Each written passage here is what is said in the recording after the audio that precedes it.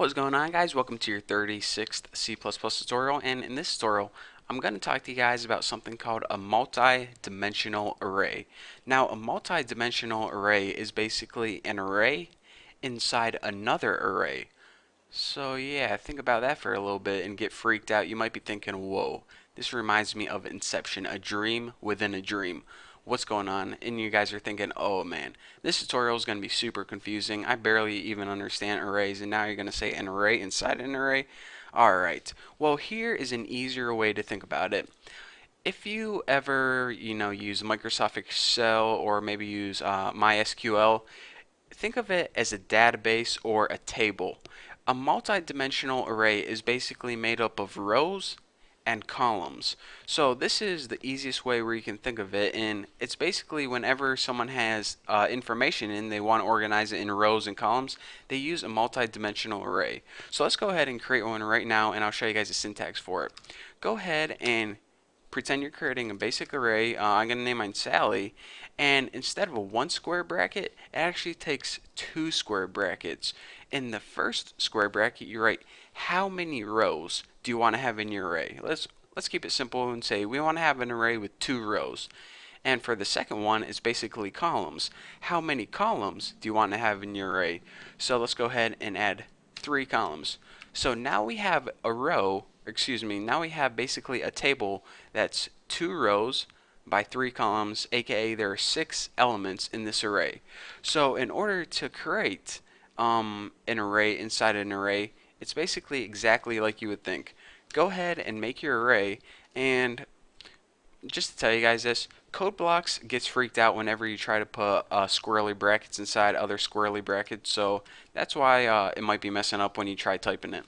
But anyways, go ahead and as the first element in your array, you actually add an array. So let's go ahead and add 2, 3, 4.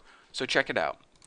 We have an array 2, 3, 4 inside another array, and this smaller array is the first row.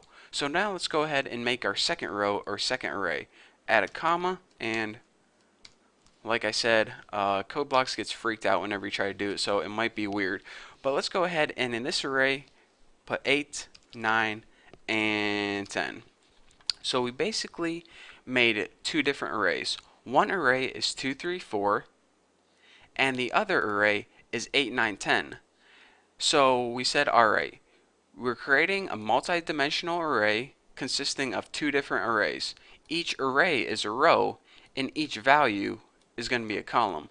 And remember to separate your arrays with a comma. So basically, this is an array made up of 2 smaller arrays. So let me go ahead and draw this for you guys visually. Like I said, there are 2 different rows. One is 2, 3, and 4, and the other one is 8, 9, and 10. So visually, this is what our array looks like. This is all one array that's basically made up of this array, 2, 3, and 4, and this array, 8, 9, and 10. 2, 3, and 4 is on top, 8, 9, and 10 is on bottom, 2 rows, 3 columns. Pretty simple, huh? So anyways, the basics of this is anytime you want to create a multi-dimensional array, go ahead and list number of rows, number of columns, and for the number of rows, that's how many arrays you create, and for the number of columns, that's how many values you add to each array. And then you end up with something like this. So if you're saying, alright, now how do I reference, how do I get to each element in that array? Well, let's go ahead and just print it out on the screen. Of course, print out Sally, and whenever you reference it, it just takes the 2 brackets. The first index you need is what row is it in, and remember, the first row starts with 0, so anytime we want to access the element in this first row, we need to go ahead and put 0. Now remember, 2 is going to be 0, 3 is going to be 1, and 4 is going to be 2. So if you write 0, 2, it's going to look at the 0 with row, which is the first run, and the second element, which is actually 0, 1, 2. So it's going to go 0, 2, and that's going to give us our 4. It's basically just like coordinates. I don't know why I didn't say that before, it didn't cross my mind, but basically multi-dimensional arrays are exactly like coordinates. You rest the coordinate here, start with 0, and the coordinate here. So if you want to reference 9, that would be 0, 1, So go ahead and type 1 for that. And 0, 1 right there. So that, let's go ahead and print that out. And I got my 9.